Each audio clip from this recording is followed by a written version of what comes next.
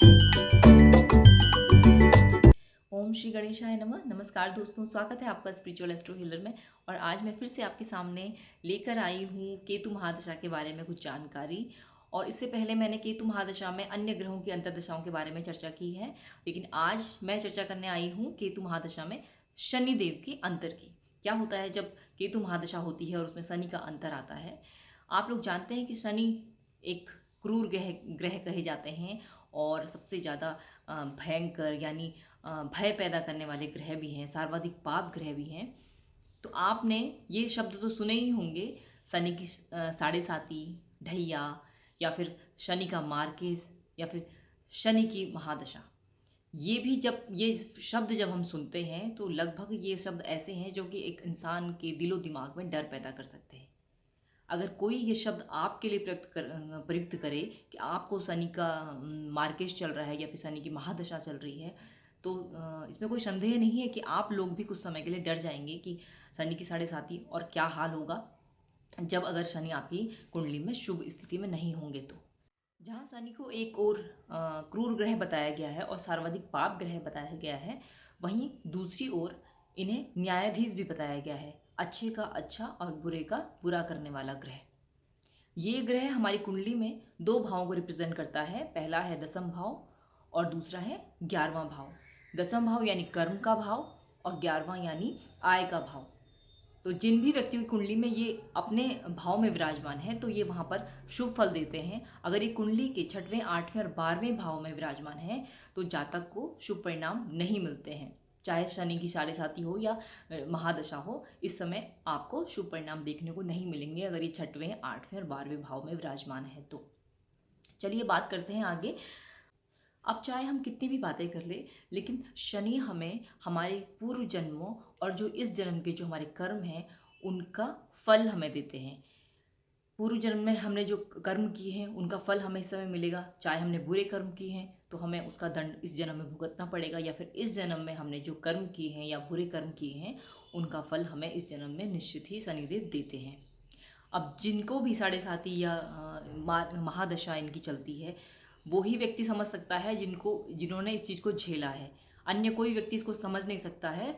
आप लोग जिनको भी साढ़े साती या मार्केश शनि का या शनि जिनकी राशि में खराब है या महादशा चल रही है, वो अच्छे से इस बात को समझ जाएंगे कि उस समय व्यक्ति का क्या हाल होता है जब हर तरफ से वो टूट जाता है। धन से, धन का अभाव, आर्थिक तंगी, समाज से, उसकी जॉब और परिवार, हर जगह से उसको नुकसान उठाना पड़ता है। तो उस पर क्या बीतती है वो वही व्यक्ति समझ सकता है जिसने इस समय को गुजारा हो जब उस पर शनि का प्रकोप हुआ हो। मेरा खुद का अनुभव है कि कैसे शनि की महादशा और ढैया में जीवन इतना मुश्किल लगता है कि जो भी उस समय जो पीड़ित व्यक्ति होता है, शनि की ढैया या फिर साढ़े साती या महादशा जिस पे चल रही होती है, उस समय उसका जीवन एकदम रुक सा जाता है और उसको जीना बुरा लगता है बजाय कि मरने के।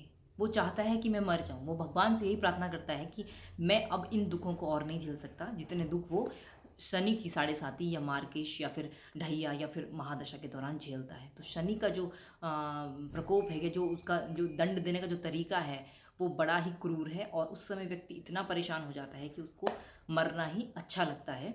तो वही समझ सकता है जिसने इसको झेला हो, और इसके अलावा कोई व्यक्ति शायद इसको समझ नहीं पाएगा।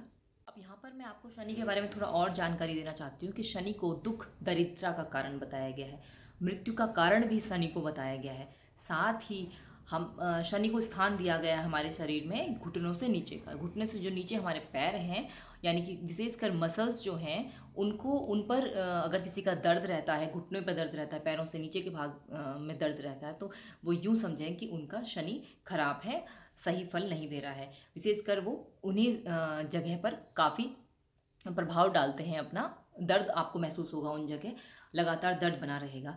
घुटनों से नीचे का, घुटनों से ऊपर यानी जंघाओं का स्थान तो बृहस्पति देव को दिया गया है, लेकिन घुटनों से जो नीचे का स्थान है वो शनि देव को दिया गया है। शनि की महादशा या जो भी उसका जो प्रभाव पड़ता है, बुरे प्रभाव जो हैं, वहाँ पर आपको सबसे ज़्यादा ये देखने को मिलेगा कि आपके पैरों में बहुत पेन होगा, मसल्स काफ़ी दर्द करेंगी। साथ ही शनि को की दृष्टि में विष बताया गया है। शनि को 3 दृष्टियां दी गई हैं, तीसरी, 7वीं और 10वीं। ये तीनों दृष्टियाँ इनकी बहुत ही खराब होती हैं। जिस भी भाव को ये देखती हैं उस भाव का हमेशा ये बुरा ही करती हैं। तो इनकी दृष्टि को इसीलिए इसमें विष बताया गया है। जैसे बृहस्पति की दृष्टि में अमृत मैंने बताया था, दूसरी ओर वहीं शनि की दृष्टि में विष बताया जाता है। और बृहस्पति देव, जहाँ मैंने पिछली वीडियो में बताया था कि बहुत ही सर्वाधिक शुभ ग्रह हैं और बहुत अच्छा फल देते हैं, वहीं दूसरी ओर शनि सर्वाधिक बुरा फल देते हैं व्यक्ति के जीवन में अगर वो उनकी कुंडली में बुरे हैं, बुरी स्थिति में हैं, और सबसे ज़्यादा बुरा प्रभाव देने वाले ग्रह यही माने जाते हैं। इसके साथ साथ शनि देव की जो उच्च राशि है वो है तुला। तुला का सिंबल आप लोगों ने देखा है, तराजू का सिंबल होता है, यानी कि न्याय, इसीलिए इनको न्याय का देवता भी कहा जाता है। इसके साथ साथ शनि का प्रकोप हर व्यक्ति, हर जीव जंतु, हर मनुष्य पर पड़ता है, चाहे वो मनुष्य हो, चाहे देव हो, चाहे जीव जंतु हो, किसी को भी शनिदेव नहीं छोड़ते हैं। जब भी इनकी दशा, महादशा या फिर साढ़े साती ढैया जब भी शुरू होता है तो ये कोई भी मनुष्य, कोई भी देव, कोई भी जीव जंतु इनसे अछूता नहीं रहता है। इनका प्रभाव सब पर पड़ता है। अब इसी विषय से संबंधित हमारे पुराणों में भी एक कथा है कि एक बार शनिदेव भगवान शिव से मिलने के लिए कैलाश पर्वत पर जाते हैं और उनसे कहते हैं कि हे प्रभु, जैसा कि प्रकृति का नियम है कि मुझे प्रत्येक राशि में विचरण करना होता है, तो अब मैं कुछ समय के लिए आपकी राशि में आ रहा हूँ और मेरी वक्र दृष्टि आपकी राशि पर रहेगी। इस पर भगवान शिव कहते हैं जो आपका कार्य है आप वो करिए, और तुरंत ये सोचने लग जाते हैं कि अब मैं इनकी वक्र दृष्टि से कैसे बचूं। तो वो तो महादेव हैं, उन्होंने सोचा कि मैं क्यों ना देवलोक को छोड़ दूं, और पशु योनि में वो चले गए और धरती पर हाथी का रूप लेकर हाथियों के साथ विचरण करने लगे। जब एक दिन बीत गया, दूसरे दिन जब वो कैलाश पर्वत पर जाते हैं तो देखते हैं कि शनिदेव वहीं खड़े हैं। तो वो शनिदेव से कहते हैं कि देखिए शनिदेव, आपकी वक्र दृष्टि से मैं बच गया। इस पर शनिदेव क्षमा मांगते हुए कहते हैं कि हे प्रभु, कि मेरी वक्र दृष्टि से कोई नहीं अछूता रह सकता है। जब जब मेरी वक्र दृष्टि किसी भी व्यक्ति पर या किसी भी पर पड़ती है तो उसकी मति भ्रम होती है, मति भ्रष्ट हो जाती है। और यही कारण था कि मेरी जो दृष्टि आप पर पड़ी, आप इसी वजह से आपने अपना देव स्वरूप छोड़ा और आप पशु योनि में गए। तो इस बात को सुनकर भगवान शिव बहुत ही प्रसन्न होते हैं और कहते हैं कि आपने सबके साथ न्याय किया है, आप किसी के साथ भेदभाव नहीं करते हैं। तभी से उन्हें 9 ग्रहों में न्यायाधीश की उपाधि दी गई। तो शनिदेव को नमन करते हुए आगे विषय पर चलते हैं कि क्या होता है जब केतु में शनि का अंतर आता है। तो जब ये शनि का अंतर इसमें आता है तो ये अवधि जो है वो 1 वर्ष 1 महीने और 9 दिन की होती है। इस दौरान ये अवधि तो कहने में तो ये अवधि छोटी है, लेकिन काटने में बहुत भारी हो जाती है, क्योंकि शनि यानी शनि शनि यानी धीरे धीरे चलते हैं, और इस टाइम पे जितने भी हमारे कार्य हैं या जो भी हमारा काम काज है बहुत ही धीरे धीरे चलता है।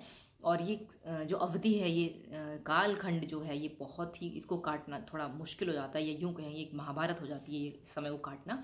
अब अगर आपकी कुंडली में ये शनिदेव अच्छी जगह प्लेस हैं, शुभ प्रभाव दे रहे हैं, उच्च स्थान पर विराजमान हैं, तो आपको इस समय मध्यम फली देखने को मिलते हैं। जब केतु की महादशा में इनका अंतर होता है, आपके जो भी काम हैं वो जल्दी नहीं बनेंगे, उनमें काफ़ी समय लगेगा, काफ़ी मुश्किलों के बाद आपके काम बनेंगे। चाहे आपकी कुंडली में ये शुभ स्थिति में भी हैं, चाहे अच्छे प्रभाव भी दे रहे हैं, तब भी आपको इस समय कामों में देरी दिखाई देगी। जो काम आपका 1 महीने में होना था वो लगभग 6 महीने में, मान के चलिए कि इतना टाइम आपको लग जाएगा। काफ़ी मेहनत आपको करनी पड़ेगी अपने कामों को करने में। मन भी आपका थोड़ा अशांत रहेगा और अनैतिक कार्यों में भी आपका मन लग सकता है। तो कुल मिलाकर ये जो समय है, जो कालखंड है, इतना अच्छा नहीं बताया जाता है, क्योंकि सारे काम हमारे बहुत धीरे धीरे होंगे, चाहे होंगे लेकिन काफ़ी समय इसमें लगेगा। मैंने बताया कि शनि बहुत धीरे चलने वाले प्लैनेट हैं, तो कोई भी काम हमारे अच्छे से नहीं हो पाते हैं, काफ़ी समय लगता है, बहुत मुश्किलों के बाद को सफलता हासिल होगी इस समय, इस दौरान। अब अगर कुंडली में आपके शनि सही अच्छी जगह प्लेस नहीं है, शुभ स्थिति में नहीं है, और जो उनकी दृष्टि है वो आपके शुभ भावों पर पड़ रही है, तब आपको इस समय काफ़ी नुकसान उठाना पड़ सकता है, काफ़ी बुरे प्रभाव आपको देखने को मिलते हैं। व्यक्ति हर तरफ से कष्ट भोगता है, चाहे आप धन से लीजिए, आर्थिक तंगी उसको रहेगी, रिश्ते हैं, रिश्ते नातों में चाहे पति पत्नी है या पारिवारिक कलेश उसका बहुत ज़्यादा बढ़ जाएगा। आय यानी जो आय भाव है हमारा, वहाँ से हमें नुकसान उठाना पड़ सकता है। हर तरफ से आपको नुकसान ही देखने को मिलेगा। इस दौरान जो आपको देखने को मिलेंगे, जो मुश्किलें आपको उठानी पड़ेंगी, वो हर तरफ से आएंगी। चाहे आपका नौकरी हो, चाहे आपकी नौकरी हो, बिजनेस हो, परिवार हो, कोई भी काम आप करते हैं, हर जगह आपको परेशानियां देखने को मिलेंगी अगर शनिदेव आपकी कुंडली में अच्छे नहीं हैं। बुरे प्रभाव दे रहे हैं। आपकी नौकरी छूट सकती है, आपका बिजनेस बंद हो सकता है और स्वास्थ्य पर भी इसका बुरा बुरा प्रभाव पड़ सकता है। आप कर्जदार हो सकते हैं, कर्ज आपको लेना पड़ सकता है बैंकों से, हर जगह से, रिश्तेदारों से आप कर्ज ले लेके थक जाएंगे। आप आर्थिक तंगी का शिकार हो सकते हैं। स्वास्थ्य में आपको पैरों यानी हड्डियों के दर्द आपको बहुत ज़्यादा हो सकता है, मसल्स पेन आपको बहुत बहुत ज़्यादा हो सकता है। वायु से संबंधित भी रोग आपको इस दौरान देखने को मिलेंगे। साथ ही आपका मन बहुत अशांत रहेगा, आप झगड़ालू हो सकते हैं। इस समय आपके बिना बात के आपके झगड़े बढ़ सकते हैं। कोर्ट केस मुकदमे आप पे हो सकते हैं, पुलिस केस आप पे हो सकता है। मन जब आपका अशांत रहेगा तो आप कोई भी कार्य अच्छे से नहीं कर पाएंगे। हर जगह आपको परेशानियां ही देखने को मिलेंगी। कितनी भी आप कड़ी मेहनत कर लेंगे लेकिन इस समय आपको सही परिणाम नहीं मिलेंगे, क्योंकि ये जो स्थिति बनती है केतु महादशा में शनि के अंतर की, तो ये अच्छी स्थिति नहीं मानी जाती है। बुरे प्रभाव ही आपको देखने को मिलेंगे। जितना हो सके आप अपने एकांत में रहें, ज़्यादा कामों में ना उलझें। बिल्कुल अब जहाँ आप हो, आप जिस भी जगह हो, आप ज़्यादा लोगों से घुले मिले नहीं, बस अपना एकांत में रहें। जितना आप एकांत में रहेंगे, नए काम नहीं करेंगे, उतना आपको इसमें फ़ायदा हो सकता है। कुल मिलाकर ये समय शांति से एक जगह पर गुजारने वाला होता है। इस समय कोई नया काम आप ना करें, कोई यात्रा ना करें, किसी से बिना बात के ना उलझें। बिल्कुल आक्रोश या बहुत ज़्यादा गुस्से में आकर आप किसी से बिना बात के ना उलझें, क्योंकि ये स्थिति बहुत ही ख़राब होती है। इस समय आप हर जगह से मुसीबत में पड़ सकते हैं, चाहे वो स्वास्थ्य से ले लो, चाहे धन से ले लो, चाहे परिवार से ले लो, या फिर आपकी जॉब या नौकरी या किसी भी क्षेत्र में आप हैं, हर जगह से आपको परेशानी उठानी पड़ सकती है इस दौरान। अब कैसे इस कालखंड से बाहर निकलें या कैसे इस कालखंड को बिताएं, कैसे हम इन समस्याओं से, जो ये समस्या इस वक्त आएंगी, उनसे हम कैसे गुजरेंगे और क्या हमें उपाय करने चाहिए, मैं आपको थोड़े से बता देती हूँ जो हमारे शास्त्रों में बताए गए हैं। सबसे पहला जो सबसे अच्छा सर्वश्रेष्ठ जो उपाय है वो है हनुमान जी की आराधना करना। हनुमान जी जिन पर शनि अपना प्रकोप नहीं दिखा पाए थे, आप लोग जानते हैं। तो जितना भी हो सके आप हनुमान चालीसा का पाठ करें, सुंदरकांड का आप पाठ करें। इससे आपको बहुत ही राहत मिलेगी और शनि देव के जो बुरे प्रभाव हैं वो आपको नहीं देखने को मिलेंगे।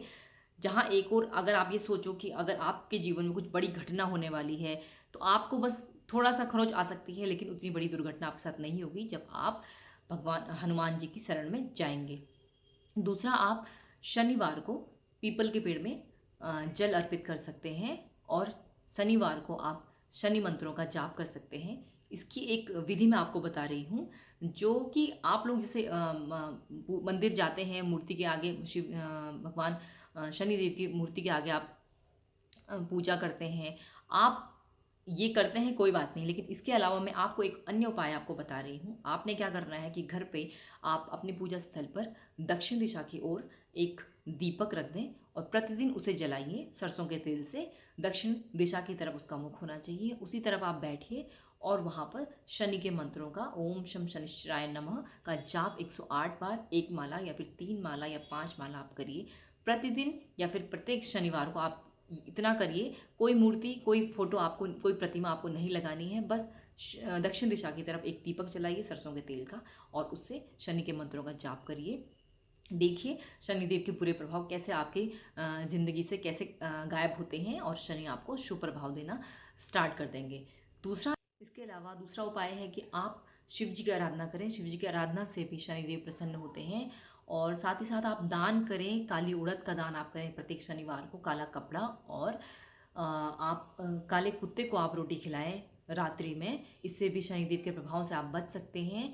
साथ ही साथ जो निम्न वर्ग के लोग हैं, गरीब लोग हैं, उनको दान करिए, भोजन कराइए या फिर उनका सम्मान करें। जितना आप उनको दान करेंगे, सम्मान करेंगे, उतना ही शनिदेव आपको शुभ प्रभाव देंगे अपने। शनिदेव इनसे बहुत ही खुश होते हैं जब आप गरीब तबके के लोगों की मदद करते हैं। इसके अलावा ये तो रहे हमारे शास्त्रों की जो बातें हैं, उनके जो उपाय हैं। साथ ही साथ एक और जो उपाय है जो आपको फिजिकली करना है वो है प्राणायाम, मेडिटेशन। अब प्राणायाम क्यों, इसके पीछे भी एक लॉजिक है कि ये वायु तत्व की राशि जो है कुंभ, उसके स्वामी हैं शनिदेव। तो जब व्यक्ति के शरीर से वायु निकल जाती है तो व्यक्ति को हम कह सकते हैं कि उसकी मृत्यु हो जाती है। तो जितना ज़्यादा हो सके आप प्राणायाम करें। वायु जितनी आपके शरीर में जाएगी उतने आप स्वस्थ नजर आएंगे और शनि के प्रभाव से भी आप बच सकते हैं। तो ये कुछ उपाय रहे। जब आप इन उपायों को करेंगे तो शनिदेव अपने आप ही आपके खुश होते चले जाते हैं और आपको अच्छे प्रभाव देंगे। तो शनि के बुरे प्रभाव से बचने के लिए आप इन उपायों को अवश्य करें। यही थी आज की जानकारी। मिलते हैं फिर नेक्स्ट वीडियो में, तब तक के लिए हंसते रहिए, मुस्कुराते रहिए। फिर मिलेंगे, बाय बाय।